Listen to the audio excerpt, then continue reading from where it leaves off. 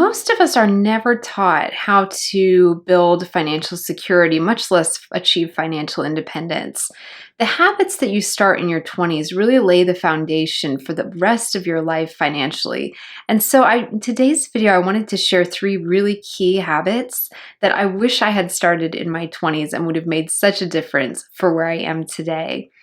If you're new here, welcome. I'm Sarah Edens. I'm a financial consultant and educator, and I'm so happy you joined me today. And a big welcome back to all my subscribers.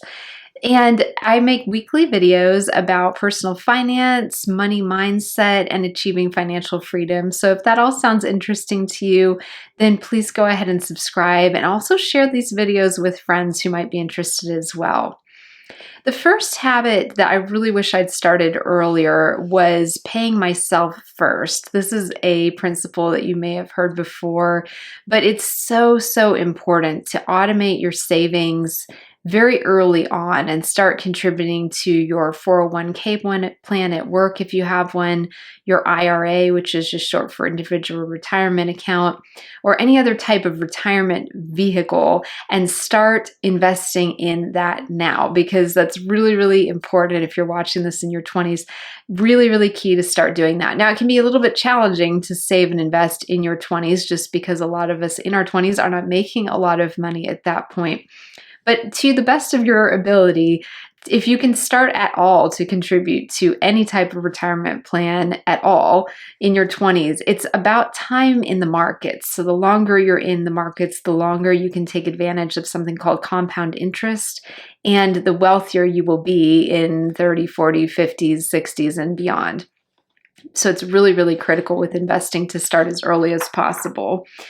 The best way to do this is just to set up, like I said, set up automatic transfers so it comes directly from your paycheck and goes either into your IRA portfolio or into your 401k at work.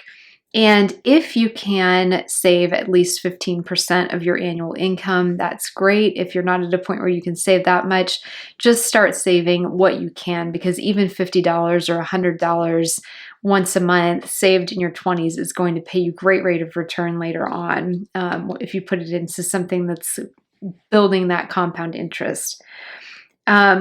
You can also, when you're doing this, look into something called low-cost index funds. They're also called exchange-traded funds, or ETFs is the way you might see them if you're looking at a brokerage site like E-Trade.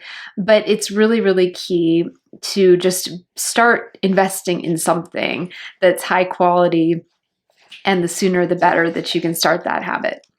A landmark study by the National Bureau of Economic Research, led by Harvard professors, found that automatic enrollment in 401k plans increased participation in those plans from 37% to over 85%, especially among younger and lower income employees. Most participants stuck with the default contribution rates and investment choices, highlighting the power of behavioral nudges coupled with financial incentives like employer matching. But the interesting thing with that study, and I'll link to it below, was even in the absence of employer matching, so even if these employers weren't matching the 401 contributions, just automating it and not having to think about it and having the money go directly from your paycheck to your 401k was what really made the difference for people who were trying to build a savings and investment habit. So the easier you can make things for yourself, the better when it comes to finances in particular. The second habit that I wish I'd started in my 20s was to live below my means. Now, I'd say I've always been very good about doing this, but it's a very key thing to pay attention to, because when you're first starting out on your own and you maybe aren't familiar with budgeting and you aren't familiar with how all of this works, it can just be really easy to overspend the paycheck that you're making at your first job. So really pay attention to that and start building strong budgeting habits now. I've got a whole playlist on budgeting that I will link to as well in the description. It really matters though, because if you can learn how to live within your means and below your means, so basically spend less than you make, build in those investment habits and these kind of things in your 20s, you're just laying the groundwork for great financial habits for the rest of your life, so that as you make more and more money in your job, then you'll have the habits to not have what's called lifestyle creep. It's super easy to fall prey to. Many of us do without realizing that we're doing it. And they've actually done studies on this where they show that as people make more money, proportionally, they all tend to spend more than on housing and on cars and on food, such as dining out, because it's just kind of a knee-jerk reaction when we have more money to be like, oh, well, now we can upgrade our house and let's go buy that car we've always wanted and let's eat out more. So none of those are bad in themselves at all, but it's all about habits and which habits are you building and your viewpoint. Are you looking at short-term view of I want a new car now? Or are you looking at a longer-term view of I want financial independence and I want to have a comfortable retirement? So it's just all about mindset, isn't it? So focus on value-based spending. So really just spend on what matters most to you in terms of your priorities right now, and really do focus on quality of life. I'm not advocating for being stingy or a skinflint or anything by any means. It's your money to do exactly with how you please. But just some key things to think through here. And then also really work on building that savings habit so you've always got a buffer for emergencies, expenses and that kind of thing. It's really interesting. A study conducted by the Center for Economic and Social Research looked at consumer behavior over a 2.5-year period. These researchers found that participants who consistently spent less than they earned, which we talked about living below your means, and build liquid savings, so some kind of emergency fund, reported significantly higher levels of financial well-being. So these finance studies are just absolutely fascinating because they really validate why these habits are so good to build early, and then how it's going to give you a better just general sense of well-being, peace of mind, and put your finances in a much better place all at the same time by building these habits in your 20s. The third and final habit that I wish I had started in my 20s was learn to use debt wisely. I feel like young people don't get enough education about money and personal finance in general, but debt and how to use it and what the dark side of debt is. They just don't get a lot of education. I know I certainly did not.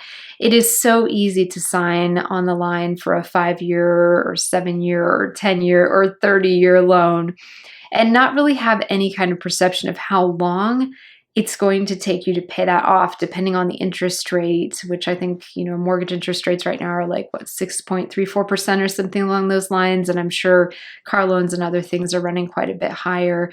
So it's just very hard to really picture how much of your life you're going to be stuck with that loan. So please think of your future self when you're considering debt in your 20s, really at any time, but particularly in your 20s, because that can kind of come back to haunt you and hold you back over time as you're servicing all that debt and then have other needs come up in the future and you're still stuck with the old debt. So it gets very much a kind of a block to financial independence if you're taking on too much debt in your 20s and 30s.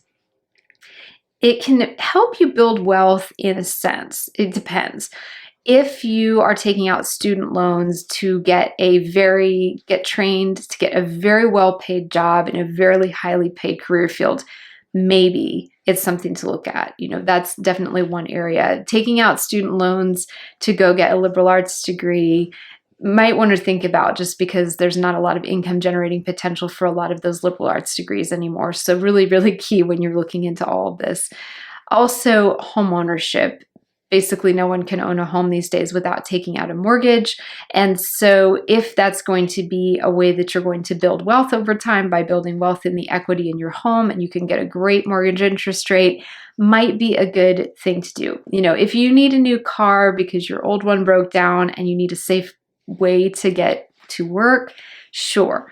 So there's those types of things. Then there's all the loans we can take out for all the extraneous stuff that we don't really need, but we'd like. So focus your debt on needs, not wants, and try to pay for your wants with cash as much as possible is kind of the rule of thumb I wish I'd known in my 20s. It would have totally changed things for me. I would have spent decades fewer paying off mortgages and car loans and all kinds of different things. A 4-year study that was published in the Journal of Family and Economic Issues found some interesting things around debt. They found that higher debt levels, particularly credit cards and student loan debt, are significantly associated with lower mental health scores over time. So that's the other thing about debt. It really does have a significant impact on your mental health. Life's already stressful enough these days without adding to that. So really key to think about. The relationship between the high debt levels and lower mental health scores held true even after adjusting for things like age, income, employment, and education. So it wasn't just an issue for people who were perhaps low income. It was just across the board that high debt levels create mental stress for everybody across the board, no matter how rich you are or poor you are. And young adults with low or manageable debt reported better mental health outcomes and greater financial well-being over the 4-year study period, which 4 years of a study period is a pretty long time when it comes to these financial studies and surveys that they do. So that's a really, really kind of good foundational thing to remember, is that correlation between high debt levels and mental health. So please take care of your mental health and steer clear of debt whenever possible. I'm not saying that it's never, never, never do a car loan or never take out a mortgage. I'm not saying that at all, but just be very judicious about how you use debt. So I hope that you found these points helpful around financial habits that you can start if you're watching this in your 20s or at any time, really. Financial habits that you can start that will help set you up in good stead for the long run. I hope you found them helpful. Share this video with a friend and give it a thumbs up if you enjoyed it. Thank you so much for joining me today, and I'll see you again soon in my next video.